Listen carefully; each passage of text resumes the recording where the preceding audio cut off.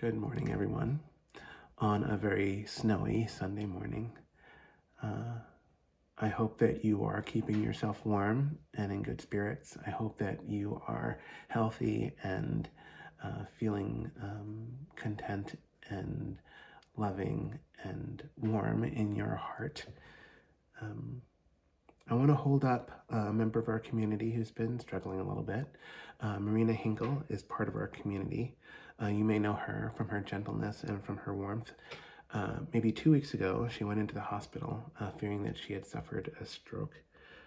While the initial reports came back negative, more extensive testing revealed that she had had a stroke. She actually had suffered a stroke. She is now recovering at home with the loving support of her husband. So please hold Marina Hinkle in your heart. Please open yourself. Find your grounding on this snowy day.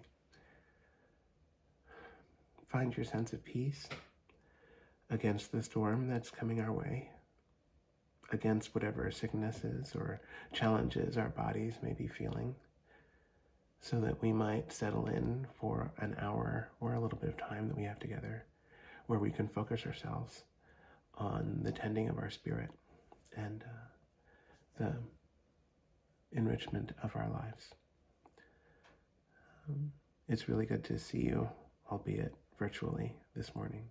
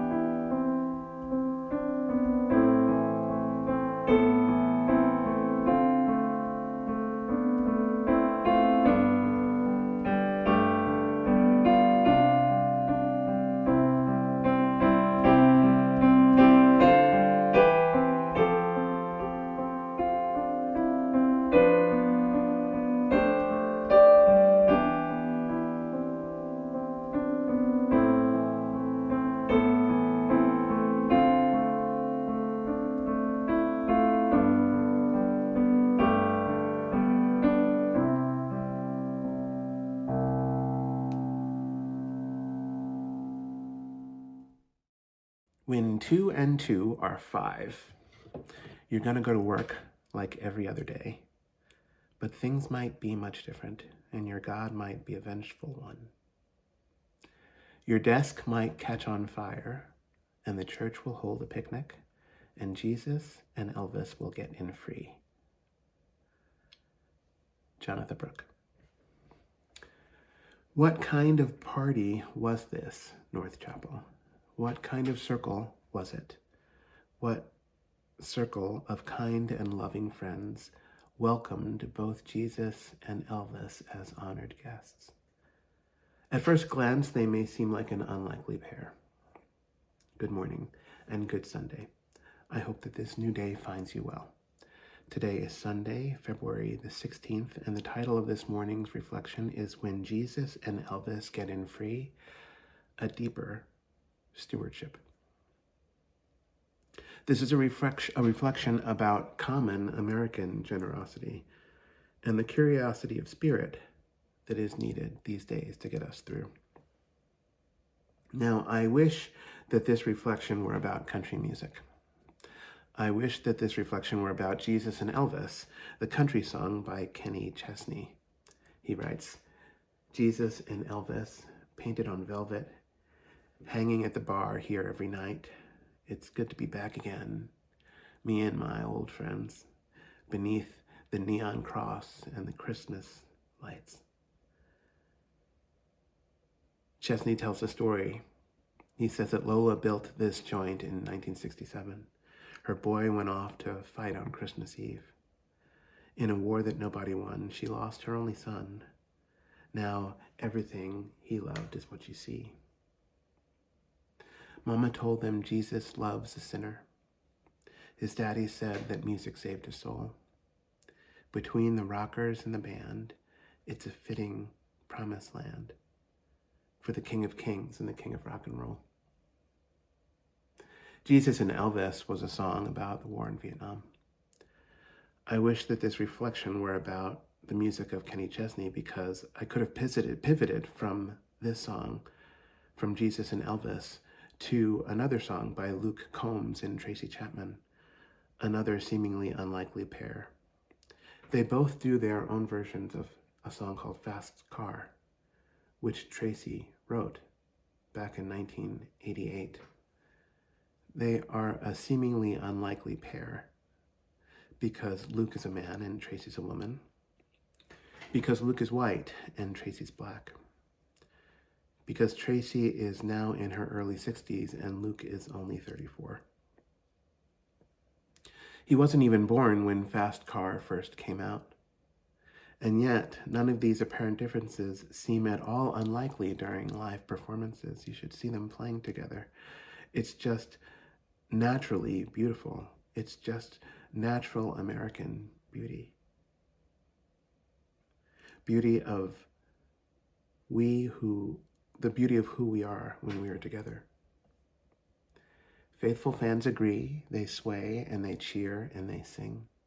It's like coming home again in some kind of way, because soul level deep we know that they are not so unlikely a pair after all.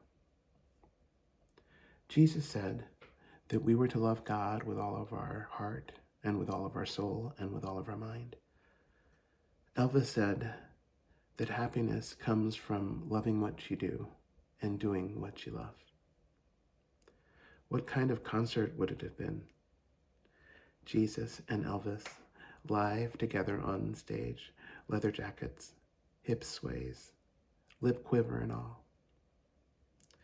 It's really not so unlikely a pairing. It only seems unlikely at first, until we learn to overcome our differences.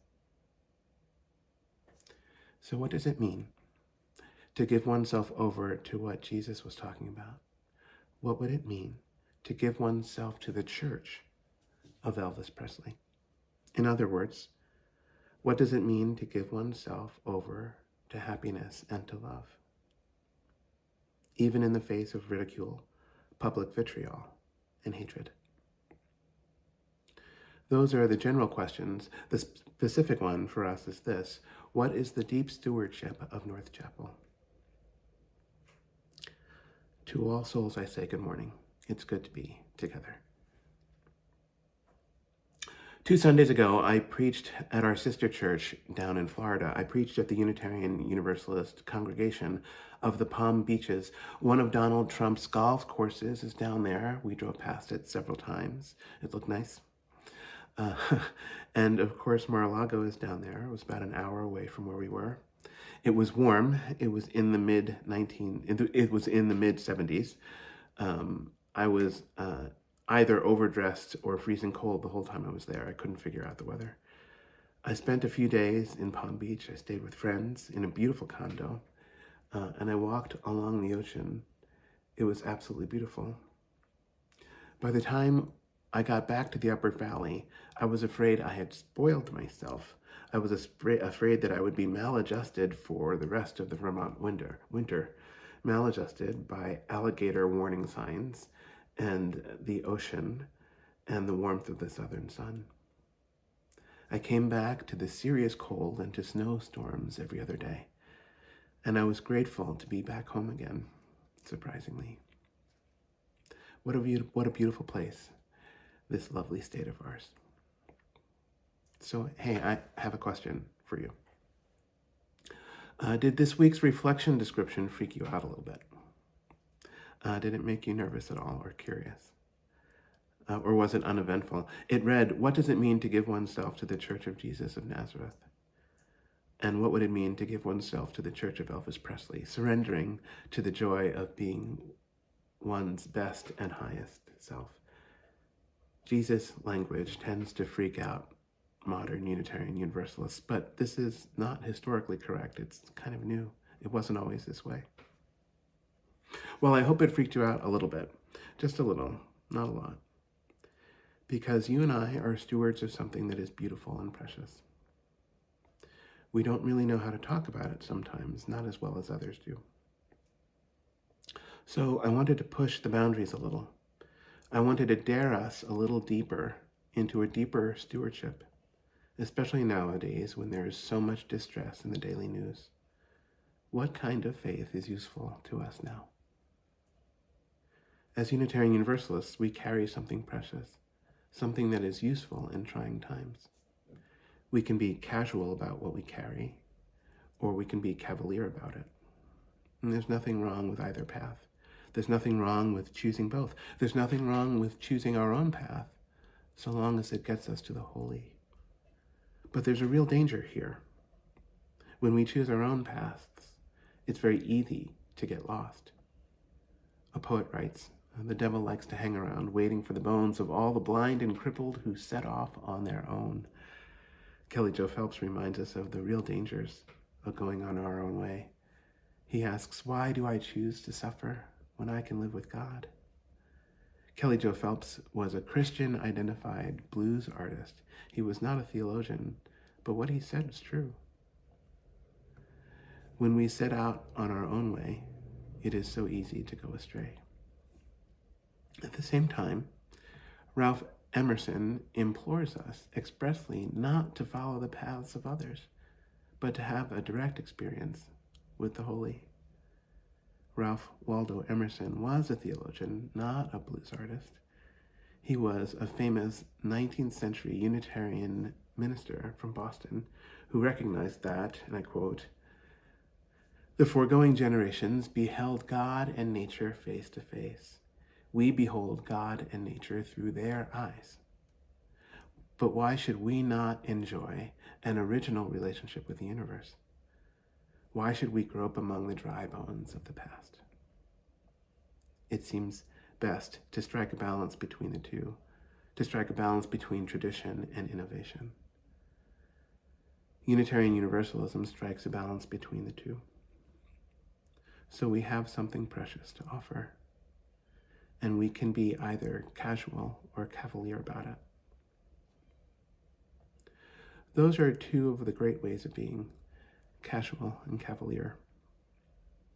And for the shape of the world today, it's becoming increasingly important that we know why. It's important to know why it is good to be spiritually casual. And it's important to know why it is good to be spiritually cavalier. It's important to stand on the bridge that spans the distance between the two. On such a bridge, it's easy to see the holy in one another.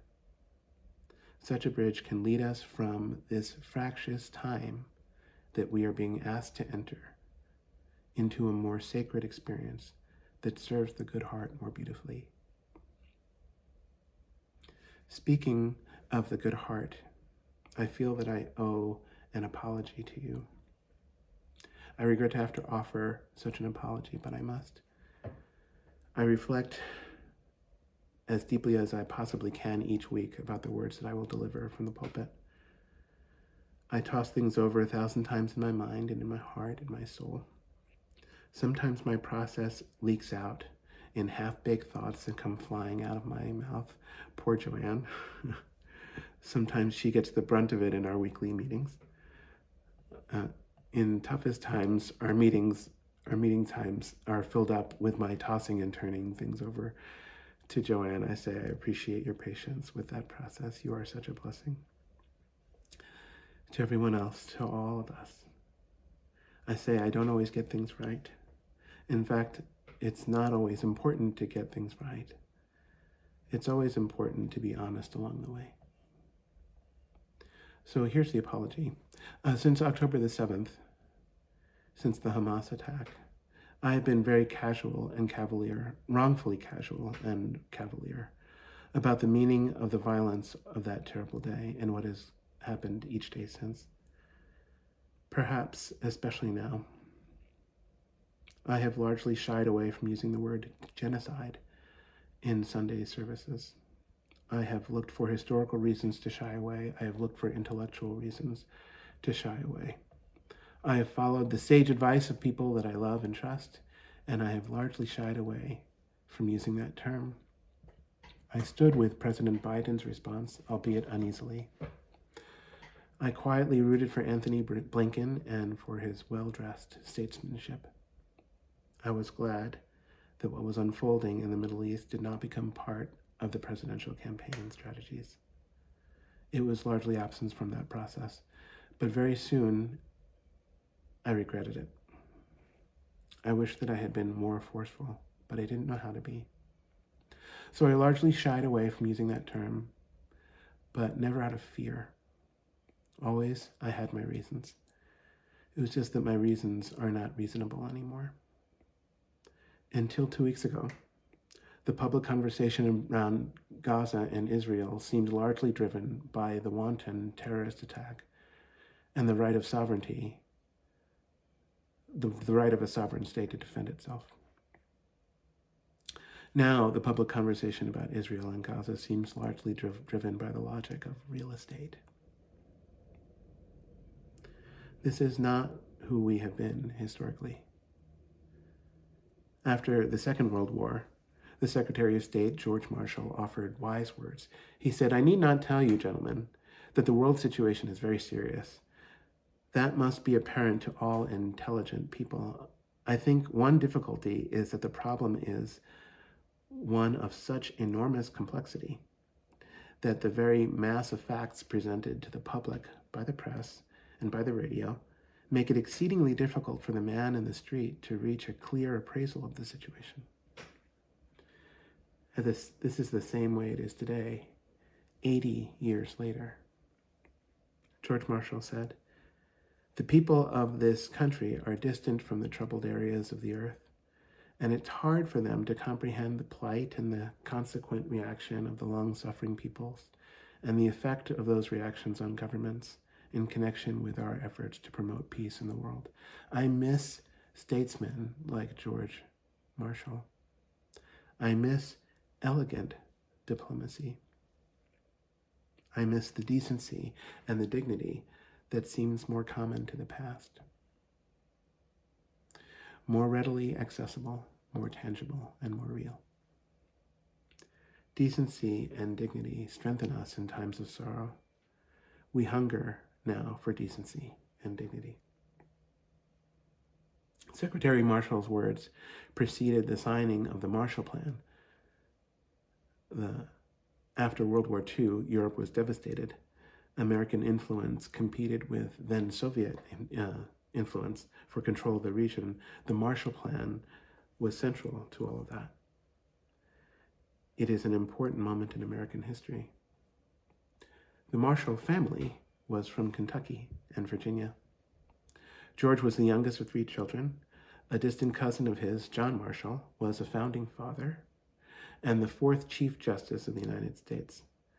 John Marshall was the longest-serving Chief Justice in the history of the Supreme Court and is regarded as the most influential of all who have ever served. American history was family history to George Marshall. It was indivisible family history. His family was not split between those who were Democrats and those who were Republicans. They were not split between those who were casual and those who were cavalier about their faith. They knew how to cross the bridge that saves us. George Marshall was an example of this. When asked about his political allegiances, George Marshall often joked that his father had been a Democrat and his mother was a Republican, whereas he himself was an Episcopalian. I like the way he made a casual appeal to faith. We need that energy these days. What does it mean to be faithful in a casual way? What does it mean to be cavalier about it? As you know, I grew up a Unitarian Universalist. I grew up believing that I was supposed to be casual about my faith. I was easily upset by those who were more cavalier, especially when they made appeals to the Bible that made me nervous. So I rejected that feeling so much that I actually turned away from the teachings of Jesus for a long time. I thought that I was rejecting the cavalier impulse in faith, but I was actually being quite cavalier myself. And I remained that way until I met a man named Don Gilpey. Don Gilpey was a Jesuit priest. He died in 2011. I met him in California when I was still in seminary. He taught a class called Modern Intellectual Thought. Of course, I took it. I wanted to impress him. He was one of my greatest teachers. He was one of the smartest people I ever met, so I worked very hard in his class, and I wrote the best paper that I could write for him, and I aced it, and he invited me back to his office to talk about spirit, and I was thrilled. I was very scared because Don was so very biblical, and I am not. I was talking a lot that day. I talk a lot when I'm nervous. I was talking a lot that day, and I blew it. I really blew it with him. And then I love what he did. He knew that I blew it. He was so kind to me. It was a moment that cemented the beauty of our relationship. So I was talking a lot, I was rambling, and I wasn't paying close attention to what I was saying. And to my shock and to my horror, I heard myself saying, "Don, you're the smartest person I know. How is it that you still..." And I stopped myself. Don wasn't really listening to me. He was doing some paperwork that he wanted to get out of the way before we talked. Without looking up from his desk, he said, "How is it that I what?" I was about to ask him a question that was at best inelegant. I thought my question was probably rude. In fact, I know my question was rude and cavalier. I said, "Never mind, it doesn't matter." I was hoping that we would just move on. No, I'm curious what we're going to say. "How is it that I what?" Don said. I wanted to disappear. I wanted to wake up from a bad dream. I said, "I don't know what I was going to say. I was just rambling. I was trying to get out of the hole that I had dug for myself.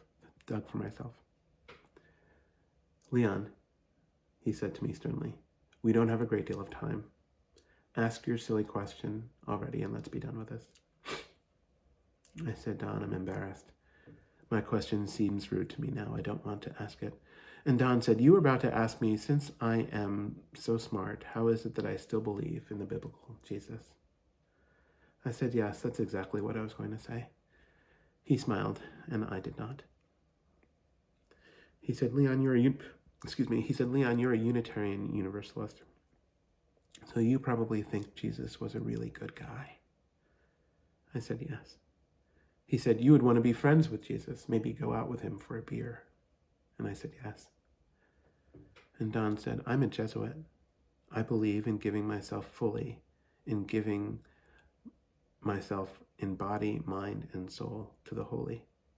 I cannot commit myself fully, that completely, that entirely to a really good guy." I was stunned. I saw for the first time the meeting place between the words of the Holy Scripture and our need to believe in things beyond ourselves. I felt so loved in that moment, so connected to Don. It didn't feel wrong. I didn't feel wrong anymore. I didn't feel embarrassment. I felt love. I felt loved by someone who believes in spirit differently than I do. Neither of us were cavalier. Neither of us were casual, but both of us were open to one another. And that's what we need right now. We need to stay open to one another. There are so many reasons to do otherwise, but so what? Don't listen to that. Listen to the call of your own heart on a very, very snowy day, and widen the circle of love for all those who come in peace. Widen the circle of love for you.